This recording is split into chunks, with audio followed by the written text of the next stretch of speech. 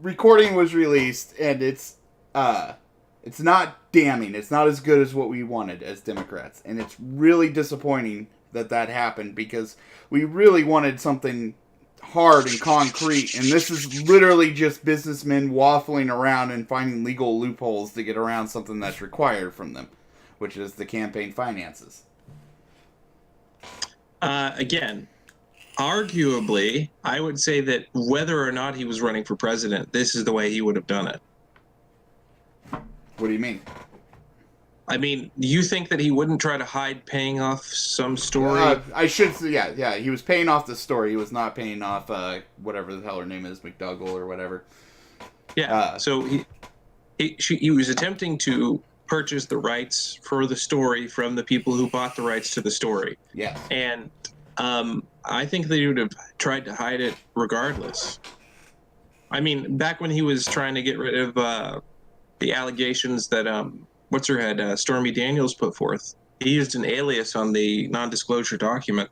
I mean, he didn't have to do that. No, but all these are an attempt to keep these things from the public, and that's what shouldn't be allowed here. I'm saying that he was consistently shown a pattern of wanting to keep things from the public. This is just, like in my example of buying condoms, just something that he does, like for hygiene purposes or whatever. This is something that he does to keep his reputation clear, whether he's running for president or whether he's not. See what I'm saying? I understand what you're saying, but that's this is on the scale of straight up lying to people that Bill Clinton did. You know, I did not have sex with that woman. Or sexual relationships. That is a far cry from this situation. First of all, Bill Clinton billed himself as a person who was an upstanding citizen. Nobody saw this coming. What? Trump has never been like, I am a family man. I have taken care of my family, and I would never cheat on my current wife. Do you believe him? No, God, not for a second. Are you saying that he has never bragged about cheating with women, like on camera? Well, yeah, kind of. He has, hasn't he? Okay. Yeah. He has. And the Access Hollywood tapes, he's never apologized for saying he's going to grab the pussy. Yeah. So I don't understand. Now, let's compare Bill Clinton's reputation. Did you know that he raped somebody? He did not. He is accused of raping someone, and so is Trump. Trump has been accused by multiple people. In fact, Trump has been straight up taken to court. Bill Clinton's never been taken to court. Yeah, so what does that say about Bill Clinton? That he didn't do it? I mean, I'm just saying there's no real substantial evidence of him doing it. And I'm not going to accuse Trump of rape right now. That's not up for question right now. What's up for question? Have you ever heard of somebody named Broderick? Juanita Broderick? Yes, she accused him. But did she ever take legal action? No. She tried, as I understand it. But again, he was the governor of Arkansas at the time, or going for the gubernatorial thing or something. This is back in I think the 70s or whatever. But either way, 80s, I think, like late 80s, give or take. But yeah. Yeah, but either way, the situation is that she couldn't get justice at the time. Trump had a request to be taken to court. He never showed up, and it was ultimately dropped because the person wouldn't reveal themselves. But for child molestation. Yeah, and what happened to those claims? They were taken out of court. Okay? But again, I don't want to bring up those things. You're kind of forcing me to bring them up because you were like, well, Bill Clinton raped someone. Where's the fucking proof of that? Where's Juanita Broderick, yes. Okay, so she came out and said it. There have been people who have come out and said that Trump raped them. Nothing substantiated, but I would say about as substantiated as Juanita Broderick. By the standards of today, do you think Juanita Broderick would have a case? I'm sorry, are you familiar with her story? A little bit. Let me see if I can figure out here. Wait, you know what? How do you spell Juanita? It's immaterial. It's immaterial. The point of the matter is, let's just say that there are accusations against a lot of people. Okay, a lot of rich people. And you're right. And I will give you that. I don't think Trump's raped anybody.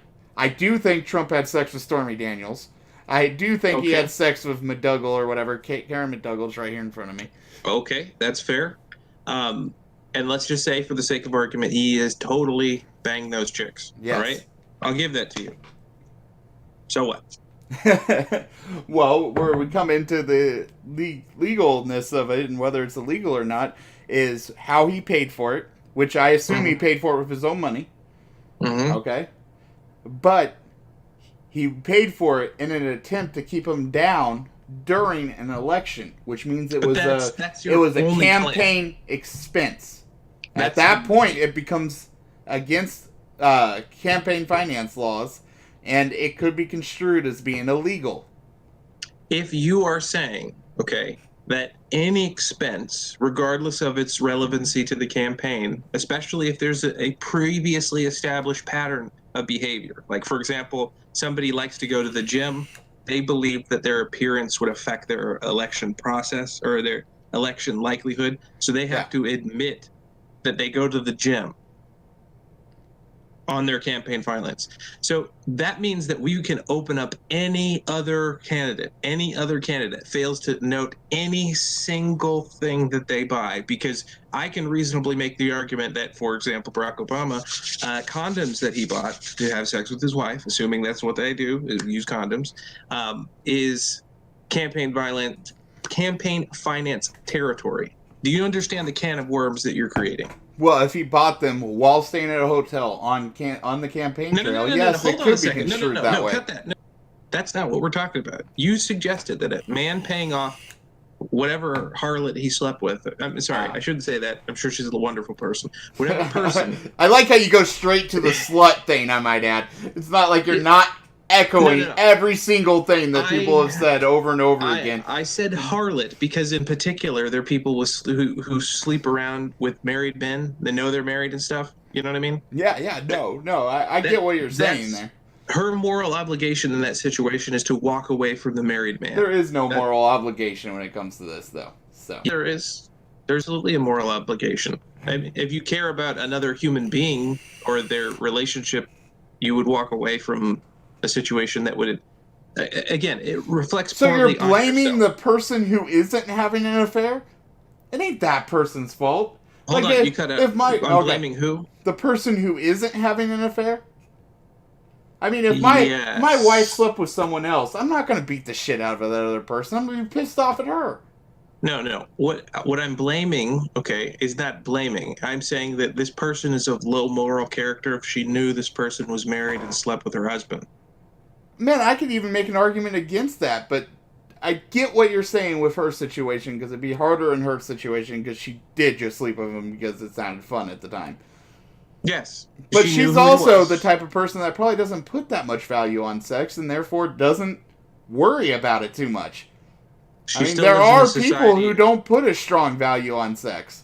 She still lives in a society where people murder other people when they sleep with their partners. I understand that. And some people do put a high value on sex. I do. I get that. I understand. I'm sure you do, too, if you think about it. I do. I would be upset at my wife if she cheated on me, no doubt. No. I'm saying if your daughter was the type of woman who would cheat with a married man, I would call her an idiot. But that's something you wouldn't congratulate her. Okay, fair enough. You are right there. There is still this moral stigmata about this. And I get it. It's for a necessary purpose, because do you know what happens when people just start sleeping around with people's partners? People start dying. You're over here slut-shaming her. Yeah. I wouldn't slut-shame my daughter for having sex with a married man. I'd be like, man, that was stupid. That's a shaming. Okay, I wouldn't be going as far as you are and saying you're a harlot. That's just an old term to define the exact thing that I'm talking about. Wow, man, that's fucked up. Harlot is an act. I'm afraid it's an accurate term in this sense. I mean, she didn't. All right. Okay. But regardless, I did try to retract it, and you are the one who brought it. Sorry. I brought that. I might have taken that a bit too far, but go ahead. Regardless, this woman, who is also a Playboy person, not the person who's actually a porn star. Karen McDougall. She agreed to the terms, right? Oh yeah. Well, no, she agreed to have her story sold. Right. She did not agree to the terms of taking the money, so she's under no gag order, unlike Stormy Daniels was. I'm sorry. She did not agree to taking the money? Yeah, she took the money from the newspaper Oh, company. I get what you're saying. Yeah, Okay. yeah. So Regardless, this transaction was not between him and her, but no, for between him and the newspaper organization not to sell correct. her story. Which would make it even easier to report. I mean, what I don't get is why he thinks it's okay to not like the campaign finance rules don't apply to him in this situation. Is that what No, we're trying to get at? what I'm saying is that there's a pre-established history of him doing this with everybody he slept with. Mm-hmm. So I'm saying beyond the presidency. Do you So know that this they is put shit? What was his name? Not John Kerry, but John Kerry's running mate. Oh fuck, John Edwards. I think it was Edwards. Yeah, John Edwards. They threw him in jail for this. they threw John Edwards in jail. Yeah. Let me look this up real quick just to make sure I got the I'm name pretty right. sure John Edwards paid off somebody who was pregnant.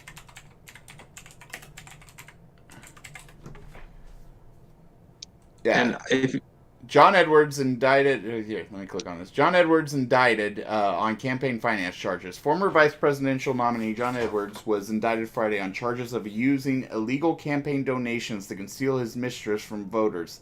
A stunning fall from grace for a politician once considered a serious contender for the White House. indicted, what happened?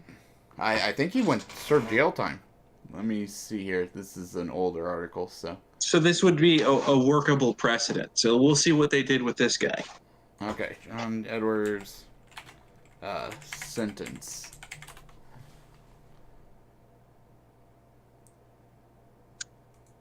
John Edwards, I don't remember him. He was John Kerry's running mate. So he was running for vice president when John Kerry was running for president in 2004. Damn, bland as hell. Can't remember him. Let me see. Indications are that prosecutors will not pursue another costly. Okay. There's the second accident in American life. What did he actually get? While John Edwards, who was facing a 30-year sentence. Your sound keeps dipping out. Oh, really? Yeah. Let me see if that's happening on my end too, real quick. Testing.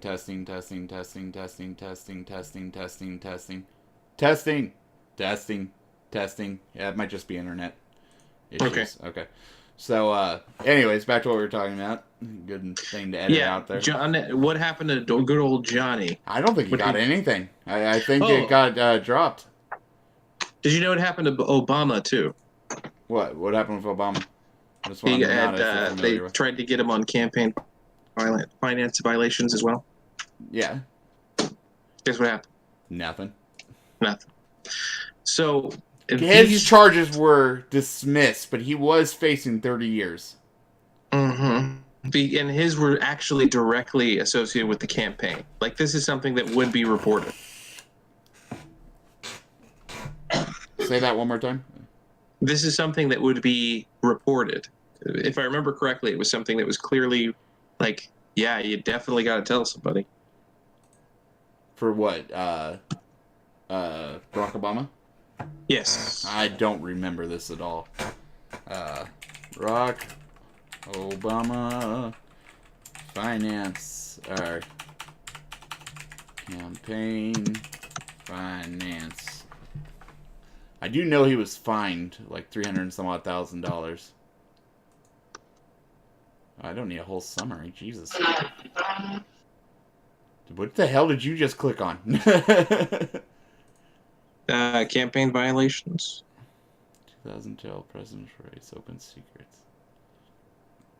Yeah, the Facebook's favors for the Barack Obama campaign. It looks like Barack Obama was hiding donors, so that's why he got fined. Yeah, he was fined $375,000 for hiding donors. Well, this and let's see, Facebook may constituted a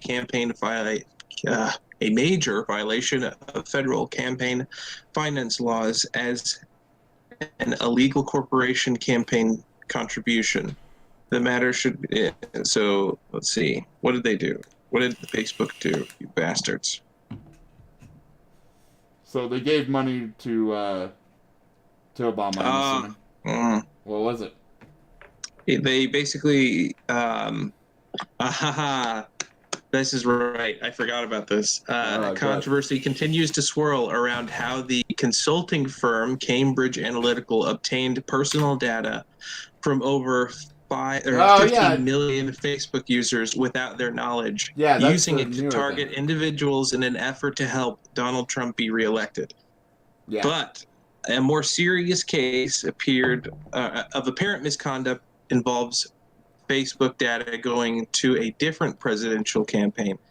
This time in 2012, in this case, which is getting far less attention, Facebook reportedly voluntarily provided data on millions of its users to the re-election campaign of Barack Obama. So for free, Facebook offered it data that it would normally sell for a sizable amount of money.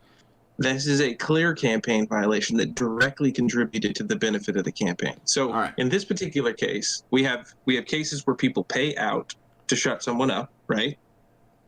No. And then we have what? yeah, with Trump, yeah. Okay, so we have cases where they pay out to shut someone up, and cases where they pay in and they don't report it, right? Yes, correct. Okay, so this would be a situation where somebody used his own money, right, to pay someone to shut up. Yep, and he did not report the money. Yes, but would it have been his personal money? Yes, it was his personal money. So this person didn't use the money that he earned through rallying or whatever. He did it by essentially using his own money. Yes. This is where I'm talking about. It's a slippery slope, because if we include all the things that they pay for that are in their personal purview, then we have to apply this standard to every single future candidate, not just the presidential candidates, but we're talking about the campaign finance violations are for every campaign. They are, and they have been. I mean, no, Jesus. They haven't. No, they have not. Look, nobody's been reporting sandwiches. They are reporting sandwiches, man. No, they are not. They are not doing that. Any expense you have on the campaign trail has to be reported. This is a federal requirement. That's what I'm talking about. They are not talking about stuff that's out of pocket. They could be. They technically could be. They are. I mean, look. Judge Napolitano himself has said this. It's all public record. You can look up any campaign that has paid for things, and you will not find sandwiches. You will not find things that he paid for out of pocket. You won't find any condoms. You won't find any toiletries. You will find basically the things that were related to the campaign. Hold on. I don't think I'm looking in the right place. Well, I think this is just a summary of money that he got. I don't know where you can find receipts at. PAC, contributors, geography, industries, elections, select style, career. Let's go 2008. Maybe that'll give us a bit more. Man, this is all financing. This isn't how receipts or anything like that. But I do know it is a requirement. It's a requirement to report sandwiches. It is a requirement to report everything. Every little thing you buy on the campaign trail that is used for the campaign. That's the contingency. Anything used for the campaign with campaign finances is a campaign violation. Okay. This is Let me ask you this then. All right.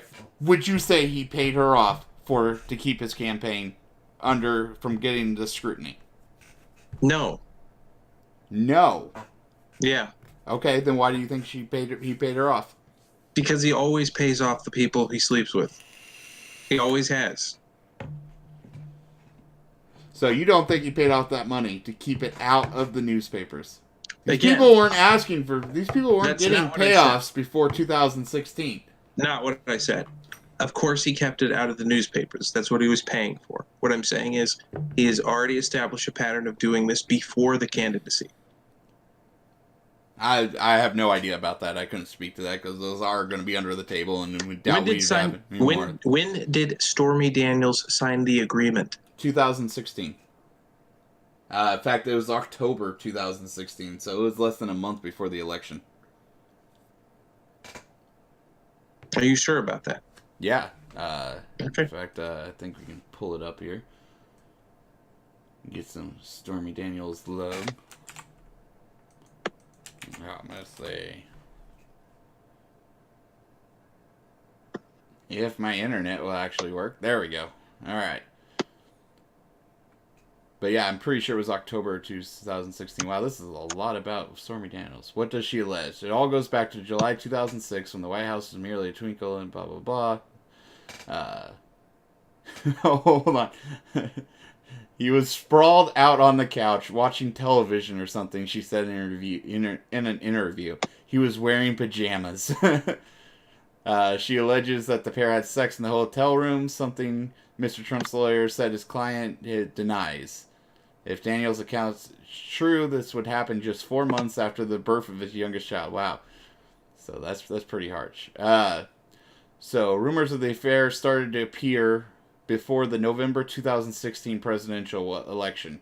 In January, the Wall Street Journal published an article claiming that President Trump's lawyer, Michael Cohen, made a $130,000 payment to Miss Daniels in October of 2016, 1 month before the election. The Journal said the money was part of a non-disclosure agreement with Miss Clifford, which said she couldn't discuss the affair publicly. These are old, recycled reports which were published and strongly denied prior to the election. But as we know now, with Cohen getting arrested and all that shit, that the payment was actually made from Cohen to them. And Cohen is, I'm assuming here soon, going to claim that Trump agreed to make the payment. And okay. If he paid it in October, right before the election.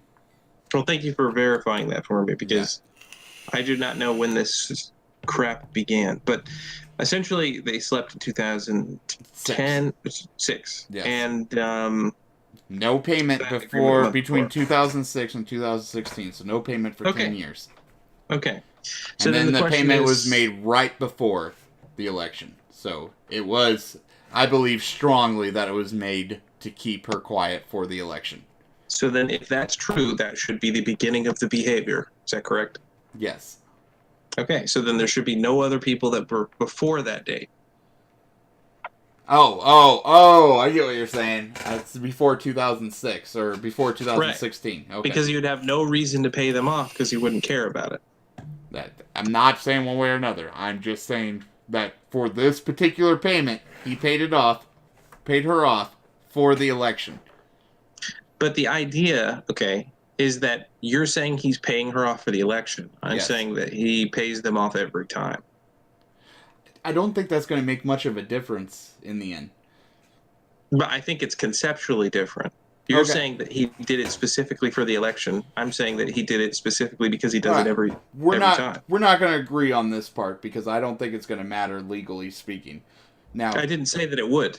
Yeah, I think no matter what, legally speaking, it's going to count as a campaign finance violation. Again, it can't count as a campaign finance violation without establishing that it was a part of the campaign funds. It doesn't have to be part of the campaign funds. It just has to be in pursuit of the campaign. And that's where you have to establish that this was something that is in pursuit of the campaign. Yes, whether it came out of his own pocket or, donations, it doesn't matter. It has to be in pursuit of the campaign. If it is not out of his own, if it is not out of funds, right, and it's out of his own pocket, then you have to establish, the court has to establish that it was specifically for the campaign. It can't be for any other purpose. Correct. Do you understand that? Correct. So if you don't do that, then there is no violation. And I'm saying that if he's done this in the past, then that means there's another reason. Well, yeah, it's possible. I get what you're getting at here. And that you're right. It's going to be a hell of a fight if that is the case. Yeah, because and that will take lawyers upon lawyers to figure out.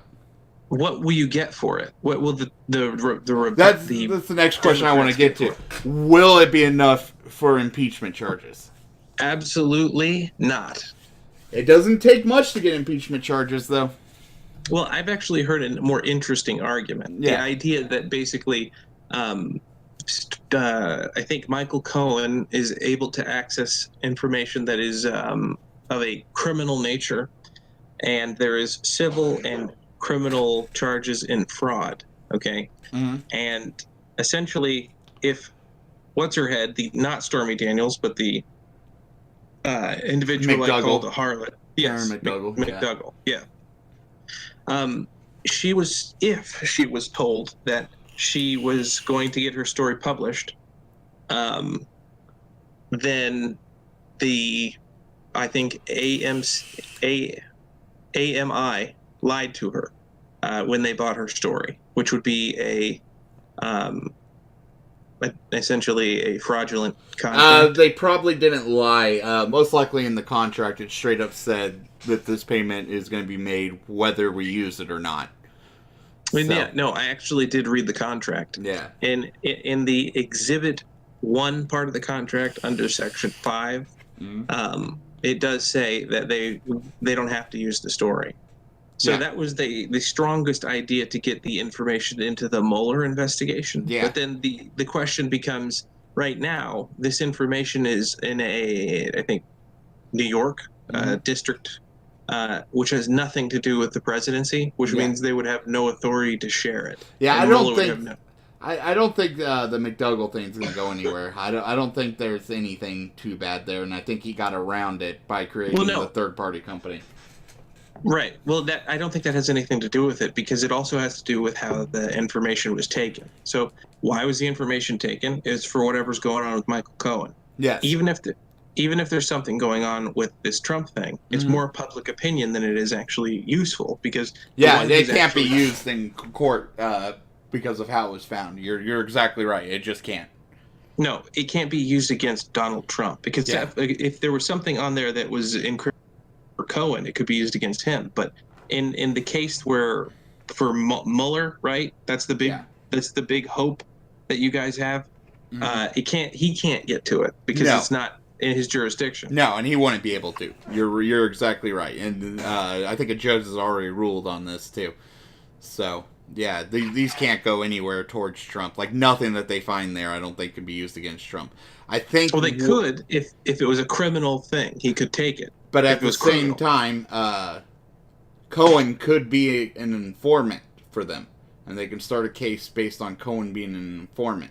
But he's also a lawyer, and I don't know how that actually works. I know it's unethical, but I don't know if it's actually illegal for a lawyer to give out detailed clients. I know he will be disbarred for it. He's probably going to be disbarred no matter what, though, so that's not even... I don't even think that's a concern of his right now. Conspiracy to commit a crime is what violates, or what helps lawyers get out of attorney-client privilege. Yeah, so if there is a conspiracy to commit crime, and he comes in as an informant, instead of, Mueller stumbling across this because it was released or whatever, because it was part of the FBI search. Like, nothing they found in the FBI search can be used. But he can straight up go to Mueller and be like, hey, Mueller, I got all these other tapes that I released. That's not true. That's anything that they found that implicates that Trump committed a crime can be used for the Mueller investigation. It can? I don't think it can. Mueller can have, what do you call that?